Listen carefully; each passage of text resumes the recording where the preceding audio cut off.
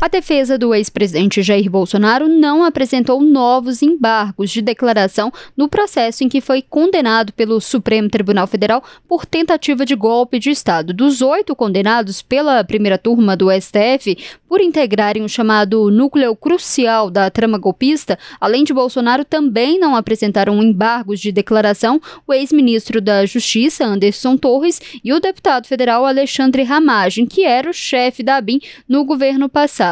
Enquanto isso, as defesas dos outros réus se dividiram nas estratégias. Representantes dos generais Paulo Sérgio Nogueira e Augusto Heleno apresentaram embargos de declaração. Já a defesa do almirante Almir Garnier optou por embargos infringentes. No caso do general Braga Neto, houve pedidos tanto de embargos de declaração quanto embargos infringentes. Queria chamar o Edio aqui para a nossa conversa para explicar, Edio, qual que foi a estratégia de cada um dos condenados, porque uns apresentaram recursos, outros não, e dos que não apresentaram até então, qual que foi o argumento? Essa decisão de de cumprir esse prazo desses embargos declaratórios agora que terminou ontem, é de também fazer uma nova contestação de pontos que não foram claros, que estão obscuros ou da decisão que precisam ser esclarecidos no entendimento dessas defesas. Então, por isso, eles apresentaram esses embargos os embargos nessa segunda-feira, que como último dia de prazo. Os embargos infringentes são os embargos onde há uma contestação da decisão em relação quando há pelo menos duas divergências no julgamento. No caso, houve só uma do ministro Luiz Fux. Então, isso também deve ser reconsiderado pelo ministro Alexandre de Moraes, que já vinha sinalizado a possibilidade desses embargos não valerem para nenhum desses réus, porque não houve uma divergência superior a 2 votos, foi só um voto. Então agora a gente aguarda a nova decisão do ministro sobre esses embargos de declaração que foram apresentados agora. Esses embargos de declaração são aqueles recursos que podem mudar a questão da quantidade da pena, da dosimetria da pena.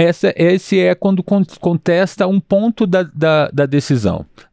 Os infringentes que contestam o tempo da pena, que pode interferir nessa punição que cada um teve. Então, os infringentes é que contam no tempo da pena. Os de declaração, eles contestam algum ponto do julgamento que não ficou muito claro, que está omisso, então que precisa ser esclarecido.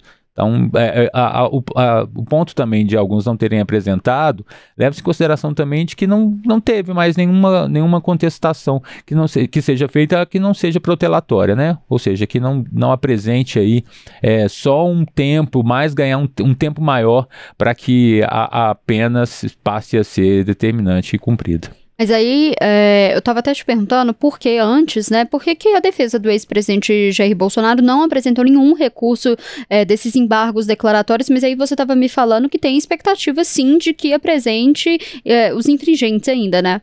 A defesa do ex-presidente Jair Bolsonaro não apresentou esses novos embargos porque, de fato, não há outro ponto a ser considerado que o ministro Alexandre de Moraes já não tenha analisado. O que ocorreria se eles apresentassem esses embargos agora é que seria mais um ponto para se protelar mesmo, e ganhando tempo para que a pena demore um pouco mais a ser cumprida. Mas o ministro já tinha indicado que essas decisões, essas contestações protelatórias, elas não seriam aceitas. Então, mas tem 15 dias também, você estava me explicando aí isso. Agora, ontem encerrou o prazo foi o último dia para apresentação desses embargos de declaração, que agora passam a ser analisados, e o ministro deve dar uma resposta também dentro dessa agilidade que o Supremo tem determinado no caso, deve dar uma resposta disso bem em breve. Então, a partir daí, agora contam-se 15 dias para que esses embargos infringentes sejam apresentados. Então, eles têm até 15 dias para apresentar. Então, e geralmente as defesas também usam o último momento, porque também é mais um tempo também. Você usa as últimas horas, né? A gente tem percebido nessas apresentações que nas últimas horas do dia ali, do prazo em se encerrar, é que esses embargos são apresentados. Então, a gente vai ter agora nos próximos 15 dias esse prazo para para que esses embargos infringentes sejam apresentados, mas necessariamente isso não quer dizer que a pena não deixe de ser cumprida, não possa começar a ser cumprida. É isso que eu ia perguntar. Quando fala que a pena vai ser cumprida é quando dá o trânsito julgado. Isso não interfere. Se o ministro declarar que já começa o cumprimento da pena, pode começar. Ela pode começar, porque só se fosse um caso muito excepcional de anulação de toda a pena, o que não vai acontecer. Mas então eles já podem, dentro desses embargos e dos embargos infringentes que contestam essa divergência na decisão, eles já podem, a pena pode ser cumprida, já começar a ser cumprida ao que determinar o ministro Alexandre de Moraes. Então é aguardar agora também, porque a qualquer momento esse trânsito julgado já pode começar a ser... Eu ia perguntar justamente isso, se tem alguma expectativa. Ontem você até chegou a comentar que o Supremo tem buscado ser célere, né? Ontem informou a unanimidade da manutenção da prisão preventiva do ex-presidente Jair Bolsonaro. Foi muito rápido, tinha o dia inteiro, mas ali logo no início da manhã todos os ministros já tinham votado. Então a expectativa é que talvez essa semana ali o Supremo tem costumado ser célere nessa questão agora? O que a gente tem acompanhado nesses últimos, todas essas decisões envolvendo esse inquérito da tentativa de golpe, é de uma resposta muito rápida de todos os ministros, do ministro relator Alexandre de Moraes e de qualquer apresentação das defesas, qualquer pedido, os pedidos são atendidos ou são negados com rapidez, e nas decisões também, e a gente tem visto muita agilidade nessa para poder fazer valer mesmo o que tá sendo requerido. Então, é bem possível que a gente já nos próximos dias, ou nas próximas horas, porque as determinações podem ser aí a qualquer momento, o ministro Alexandre de Moraes já passe a determinar esse trânsito julgado e o início da pena. Porque aí os embargos infringentes, eles não interferem. Eles podem interferir no tempo da pena, mas não no início da forma como ela vai começar a ser executada. Então, uma coisa não deslegitimiza a outra, ela pode já começar a valer. Uma coisa que tem sido muito discutida também é nesse momento ali, quando o ministro Alexandre de Moraes declarar trânsito e julgado de todo esse processo, que é aí que vai se decidir onde que esses condenados vão cumprir as penas. Aí é nessa decisão, se vai ser em regime domiciliar, se o ex-presidente, por exemplo, vai continuar na superintendência da PF ou vai para Papuda, como muito tem se discutido. É nesse momento em que isso é discutido para onde que eles vão, né? Exatamente, que essa é a grande expectativa aí de onde dessas penas vão ser cumpridas. A gente tem aí militares, né? Então tem que também podem cumprir esse período, uma parte da pena em unidades militares aí, tanto o Braga Neto como já está no Rio de Janeiro, ou os outros militares que estão em Brasília, até que eles ainda há um recurso para que eles percam a patente militar a partir do resultado do julgamento, do trânsito em julgado. Mas isso também é uma coisa que passa a valer depois para a Justiça Militar decidir. Então a gente está, onde vai ser cumprido, esse questionamento de onde o ex-presidente, que é a principal autoridade e a mais, que desperta mais atenção sobre onde ele iria cumprir essa pena, se na Superintendência da Polícia Federal, se ele continuaria ou se ele seria mandado de volta para casa para cumprir regime domiciliar, ou na Papudinha, que é uma unidade da Polícia Militar dentro da Papuda, lá no Distrito Federal. Essa são os três cenários que a gente tem até agora.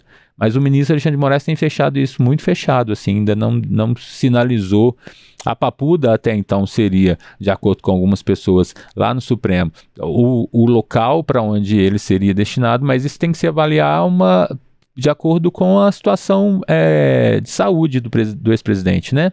Então, eu ia perguntar justamente isso. A gente viu, tanto na decisão do ministro Alexandre de Moraes no sábado, falando a questão da violação da tornozeleira eletrônica, e aí a gente vê até alguns juristas falando que toda essa situação complicou mais juridicamente a situação do ex-presidente e que uma possível prisão domiciliar ficaria mais difícil. Nesse caso, se realmente tem esse complicador agora. A defesa e os aliados, a família do ex-presidente têm apresentado o estado de saúde dele como o grande problema para esse cumprimento da pena. Tem se falado que ele tem tem tido mal súbitos, passado muito mal, tem tido crises, as crises de soluço, de vômito, em decorrência da facada, que depois das 4 cirurgias que ele já fez. Então isso tem sido analisado. Agora ele na superintendência da Polícia Federal está sob assistência médica 24 horas. Então, acho que é um ponto também aí em que o Judiciário faz uma análise, a Polícia Federal faz uma análise do estado de saúde dele para ver se de fato é incompatível o cumprimento dessa pena fora de casa ou sem essa assistência de saúde. E se numa unidade prisional isso poderia piorar o estado de saúde dele. Então, essa é agora, assim, esse tempo depois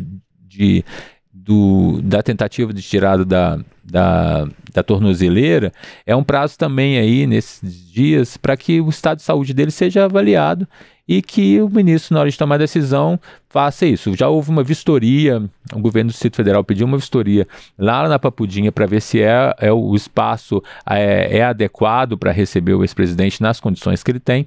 Então agora é esperar um pouco mesmo para na hora de tomar essa decisão, que é a expectativa e para onde vai cada um desses réus. Essa vistoria foi feita, mesmo a gente viu alguns aliados, até se eu não me engano foi a vice-prefeita ali do Distrito Federal alegando ali que não teria condições também de receber o ex-presidente, né? A vice-governadora. A gente não tem prefeitura no Distrito Federal. Agora, em Brasília, a vice-governadora, que é uma aliada de primeira ordem do ex-presidente Jair Bolsonaro, é muito amiga da ex-primeira-dama Michele Bolsonaro. Ela tem entrado dentro da autoridade que ela tem também para poder dar esse suporte e avaliar das condições que o ex-presidente poderia teria nesse espaço. Então, houve esse pedido, essa análise, dentro de uma vistoria que juízes auxiliares e que assessores do gabinete do ministro Alexandre de Moraes e do Supremo Tribunal Federal fizeram dentro da Papudinha para avaliar as condições. Até então, seria o lugar mais indicado dentro dessas possibilidades avaliadas pelo gabinete do ministro Alexandre, de que para onde o ex-presidente seria levado. A Papudinha ainda é o espaço que tem se direcionado, mas o estado de saúde dele, indicado pela família, como depressão, com os maus que ele tem passado, essa é uma avaliação que se vai ter agora, assim, e dentro de que agora também aí surge um novo ponto, quando ele tenta tirar a tornozeleira e a justificativa de que ele teve uma crise, né? Ali, um surto. Também isso tudo deve ser levado em consideração dentro de um diagnóstico médico para saber se de fato ele pode ou não ir para uma unidade prisional, como é essa unidade dentro da Papuda.